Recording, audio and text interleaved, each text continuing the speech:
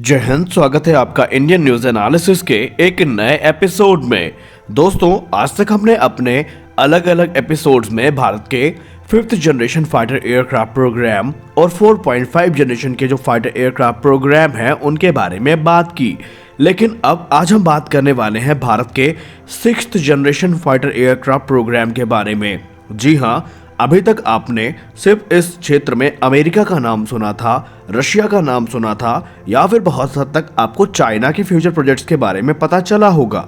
लेकिन आज के अपने इस वीडियो में हम भारत की 6th generation fighter aircraft technology पर बात करने वाले हैं। दोस्तों, कोटा हरिनारायण ये वो नाम है जो आज भारत के बच्चे बच्चे को शायद पता होगा। ये वो नाम है जो लाइट कॉम्बैट एयरक्राफ्ट के साथ हमेशा लिया जाएगा। जब तक हम लाइट कॉम्बैट एयरक्राफ्ट तेजस की बात करेंगे, ये नाम हमारे आमने सामने आता रहेगा।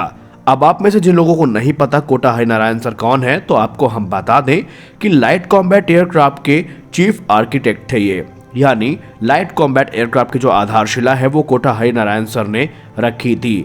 और इन्होंने अभी रिसेंटली डॉक्टर अनंत कृष्णन सर से बात की है, जो कि टर्मैक मीडिया हाउस के हैं, और यहाँ पर उन्होंने कुछ बड़ी बातें बताई हैं। उन्होंने कहा कि अभी भारत के तमाम जनता को यह लगता है कि डीआरडीओ सिर्फ 5th जनरेशन फाइटर एयरक्राफ्ट पर काम कर रहा है, या डीआरडीओ का जो लक्ष्य है वो 5.5 जनरेशन के जो एएमसीए फाइटर जेट है उनको प्रोड्यूस करना है, उनको मैन्युफैक्चर करना है। लेकिन लोगों को ये नहीं पता कि डीआरडीओ ने ना सिर्फ 4.5 जनरेशन, 5.5 जनरेशन, बल्कि 6th जनरेशन की जो टेक्नोलॉजी है वो ऑलरेडी विकसित करके रखी है। और आपको इसके प्रत्यक्ष प्रमाण एएमसीए के मार्क 2 वेरिएंट में देखने को मिलेंगे। एएमसीए प्रोग्राम एक ऐसा फ्लैगशिप प्रोग्राम है जिसमें मैन्ड और अनमैन्ड दोनों प्रकार के जो फाइटर एयरक्राफ्ट हैं वो संभावित हैं, और उनकी प्लानिंग भी की गई है। इस विषय पर बात करते हुए कोटा हरिनारायण सर ने आगे कहा कि यहाँ पर कुछ हद तक आर्टिफिशियल इंटेलिजेंस का अहम योगदान रहेगा एएमसीए में, और ये ना सिर्फ पायलट के वर्कलोड को कम करेंगे बल्कि इसके अपने बेनिफिट होंगे।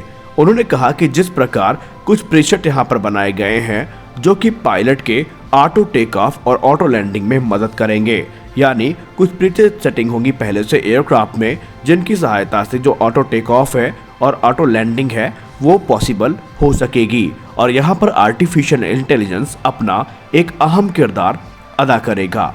वहीं एएमसीए का जो मार्क 2 वेरिएंट है, जिसको हम 5.5 जनरेशन का एयरक्राफ्ट भी कहते हैं, और इसमें आपको बड़े पैमाने पर 6th जनरेशन की जो टेक्नोलॉजी है वो देखने को मिलेगी, क्योंकि यहाँ पर इसमें रिमोटली ऑपरेटेड करने का ऑप्शन भी मिलेगा। जी हाँ, इन केस मान लीजिए कोई पायलट है और वो एएमसीए मार्क 2 को उड़ा रहा है, अचानक से कोई दुर्घटना होती है, किसी प्रकार की इमरजेंसी होती है, अगर पायलट चोटिल हो जाता है या फिर हाई जी मनूवर करते समय उनको अचेतावस्था प्राप्त होती है या वो बेहोश हो जाते हैं, तो ऐसे में एयरक्राफ्ट को रिमोट की सहायता से या रिमोटली कंट्रोल किया जा सकेगा और उसको क्रैश होने से बचाया जा सकेगा। और आर्टिफिशियल इंटेलिजेंस अपना एक अहम किरदार यहाँ पर अदा करेगी और उस एयरक्राफ्ट को सेफली लैंड करवाने में सहायता करेगी। अब यहाँ पर आगे बात करते हुए कोटा हरिनारायण सर ने ये कहा है कि बहुत सी ऐसी 6th जनरेशन फाइटर प्रोग्राम्स हैं और जो टेक्नोलॉजी है वो ऑलरेडी डीआरडीओ ने यहाँ पे टेस्ट कर रखी है। रही बात एआई सिस्टम की, तो इस पे भी काम लगभग पूरा हो चुका है। हमारे लिए शुरुआत में एक ऐसा एयरक्राफ्ट डेवलप करना काफ़ी एक चुनौतीपूर्ण विषय था, चुनौतीपूर्ण सब्जेक्ट था, लेकिन अब हमने धीरे धीरे अपने अनुभव और अपनी मेहनत से इसमें महारत हासिल कर रखी है। और उन्होंने ये भी कहा कि जो हमारे इंजीनियर्स हैं, जो डिज़ाइनर्स हैं, उन्होंने कड़ी मेहनत से हमें इस काबिल बनाया है। उन्होंने आगे कहते हुए ये भी कहा कि अगर ज़रूरत पड़ी तो पूरी तरीके से अनमैन्ड एएमसीए का प्रोडक्शन भी किया जाएगा, और अगर ऐसा किया जाता है तो हमारे जो इंजीनियर और डिज़ाइनर्स हैं उनका काम काफ़ी आसान हो जाएगा, क्योंकि उस केस में उनको पायलट की सेफ्टी मेजर्स की जो ज़रूरी चीज़ें हैं उस पर ध्यान देने की ज़रूरत नहीं पड़ेगी, बल्कि उनका जो पूरा ध्यान है वो अनमैन्ड वेरिएंट पर हो सकेगा और काफ़ी अच्छा प्रोडक्शन रेट भी उसका होने की संभावना है। अब इसी को लेकर के भारत के एक डिफेंस एनालिस्ट हैं रणेश रंजन, उन्होंने आगे यहाँ पे टिप्पणी करते हुए कहा है कि अनमैन्ड एएमसीए मार्क 2 और घातक यूसीएवी जैसे जो प्रोग्राम है ये आने वाले भारत की ज़रूरत है, और आने वाली जो समय होंगे, आने वाले जो फाइटर जनरेशन होंगे, उनमें इन चीज़ों का इस्तेमाल बड़े पैमाने पर किया जाएगा। उन्होंने कहा भले ही आज के समय में हमारे लिए आर्टिफिशियल इंटेलिजेंस एक मील का पत्थर हो, लेकिन आने वाला जो युग होगा वो पूरी तरीके से इसी पर आधारित होगा। और अमेरिका की अभी हाल ही एक फोटो लीक हुई है जिसमें अमेरिका के 6th जनरेशन फाइटर एयरक्राफ्ट को देखा जा सकता है। हालांकि अभी तक उस फोटो के बारे में कुछ क्लियर नहीं पता चला है कि वो फोटो कैसे लीक हुई, क्या वो वास्तविक है या नहीं। आपकी स्क्रीन में इस समय वो फोटो शो कर रही है, लेकिन आपको बता दें कि ऐसा कहा जाता है कि उस एयरक्राफ्ट में 90% जो काम है वो आर्टिफिशियल इंटेलिजेंस के माध्यम से किया जाएगा। अब आइए बात कर लेते हैं इस वीडियो के दूसरे हिस्से के बारे में। दोस्तों, हाल ही में हमारे भारतीय वायुसेना प्रमुख ने VW बिजनेस वर्ल्ड को अपना एक इंटरव्यू दिया, लेकिन इस बार तकरीबन आधा घंटा से ज़्यादा का इंटरव्यू था। उन्होंने कई मर्तबा भारत के फ्यूचर प्रोग्राम्स के बारे में बताया और फिर से उन्होंने तेजस मार्क 2 की कोई बात नहीं की।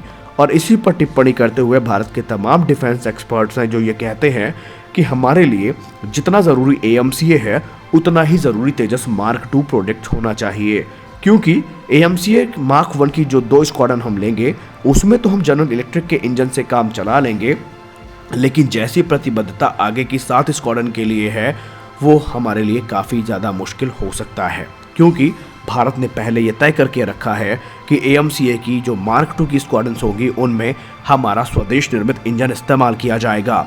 मौजूदा समय में भारत फ्रांस से और जनरल इलेक्ट्रिक जो कि अमेरिका की कंपनी है उससे बात कर रहा है।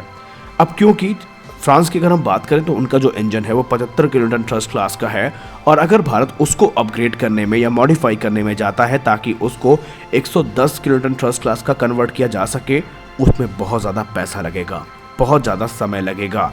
और रही बात इंजन डेवलपमेंट की, तो कम से कम आप मान के चलिए इसमें 5 से 8 साल या 8 से 10 साल भी लग सकते हैं पूरी तरीके से उसको प्रोडक्शन में आने के लिए। तो ऐसे में AMCA और तेजस मार्क 1 के बीच में जो गैप है उसको भरने की जिम्मेदारी पूरी तरीके से तेजस मार्क 2 के कंधे पर आएगी। तेजस मार्क 2 जो कि एक 4.5++ जनरेशन का एयरक्राफ्ट है वो हमारे लिए बहुत महत्वपूर्ण है, क्योंकि उसके आने के बाद ही हम मिराज 2000 और MiG-29 जैसे जेट्स को रिप्लेस करने के बारे में सोच सकते हैं। रही बात AMCA के लिए तमिलनाडु में जो नई प्रोडक्शन लाइन खुल रही है, अगर वो 2031 तक भी चालू हो जाती है तो उसमें जो पर एनम एयरक्राफ्ट को मैन्युफैक्चर करने की कैपेबिलिटी होगी वो सिर्फ 6 एयरक्राफ्ट की होने वाली है। यानी अगर हम ये सोच रहे हैं कि जल्दी जल्दी हमें AMCA की जो कह सकते हैं मैन्युफैक्चरिंग है वो मिल जाएगी, AMCA के ऑर्डर्स मिलना शुरू हो जाएंगे, तो ये एक नामुमकिन विषय है और इंडियन एयरफोर्स को अब इस विषय पर विचार करना चाहिए। और इसी को लेकर के भारत के तमाम डिफेंस एक्सपर्ट ये चाहते हैं कि भारत को तेजस मार्क 2 भी अच्छी खासी संख्या में लेना होगा। आपका इसको लेकर के क्या विचार है कमेंट सेक्शन में ज़रूर बताएं। मिलते हैं अपने अगले वीडियो में, तब तक के लिए जय हिंद।